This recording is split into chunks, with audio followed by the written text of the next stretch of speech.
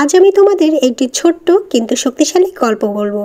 এই গল্পটা আমার পাশের বাসার রিপা আপুর। সে একজন হাউসওয়াইফ, সারাদিনের ব্যস্ত রুটিন, ছোট একটি বাচ্চা, রান্না, কাপড় ধোয়া, এইসব মিলিয়ে তার নিজের বলতে কিছুই ছিল না। তবে তার একটি শখ ছিল, কাজের ফাঁকে ফাঁকে বসে হাতে কিছু বানানো, পুরনো কাগজ, রিবন, বোতল, যার চোখে পড়ে না সেগুলোতেই ওর চোখে পড়ে রং, নকশা আর সম্ভাবনা। একদিন দুপুরে সে এসে বলল, তুমি তো ফেসবুক চালাও, পেজে কিছু দিলে কি কেউ কিনবে? আমি হেসে বললাম, আপু, মানুষ এখন পেঁয়াজও অনলাইনে কেনে, আপনি তো আর্ট বানাবেন। তার চোখে তখন একটু ভয় আর কৌতূহল ছিল। পরের দিন দুপুরেই দেখলাম সে একটি পেজ খুলেছে। পেজের নাম দিয়েছে রিফা টাচ। প্রথম পোস্ট ছিল একটা খালি বোতলে রং করে বানানো ছোট একটি শোপিস। বাচ্চার পুরাতন জুতা দিয়েও দেখলাম সেটা সাজিয়েছে। আমি পেজে গিয়ে একটি কমেন্ট করলাম, এটা অসাধারণ হয়েছে।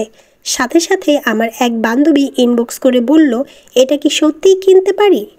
ওই একটাই শোপিস, কিন্তু তাতেই প্রথম অর্ডার পেল। দেখতে দেখতে এক সপ্তাহেই 3টে অর্ডার এলো। আমি তো অবাক। রিপা আপু বলল, এই 300 টাকা দিয়ে কিছু করছি না, আবার ইনভেস্ট করব।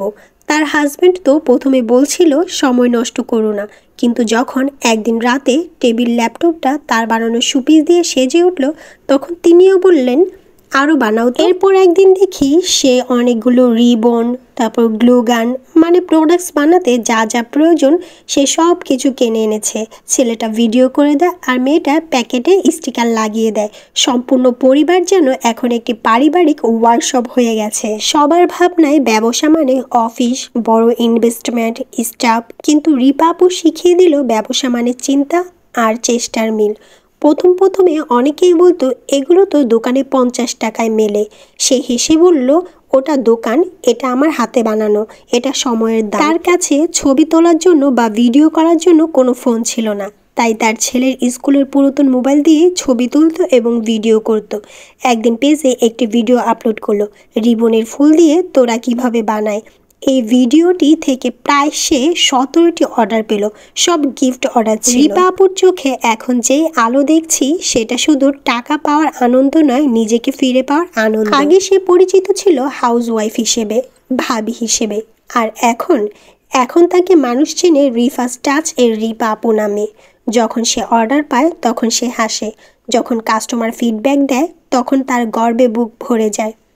এই গল্পটা শুধু বলার জন্য নয়, শোনার জন্যও নয়, এই গল্পটা মনে রাখার জন্য। যদি তুমি এখনও ভাবো আমি কিছু পারি না, আমার কিছু নেই, তাহলে রিপা আপুকে মনে করো। তার ছিল কেবল 2টো হাত, সামান্য সময় আর অনেক অনেক চিন্তা করার মন, আর সে সেটা দিয়ে নিজের ছোট্ট একটা পৃথিবী গড়ে তুলেছে। তুমি যদি চাও তোমার গল্পটা একদিন কেউ এমনভাবে বলুক, তবে আজই শুরু করো, ছোট্ট কিছু দিয়েই শুরু করো। যদি তুমি ভয় পাও তাহলে মনে রেখো, ভয় কিন্তু কোনো বিজনেসের প্ল্যান নয়।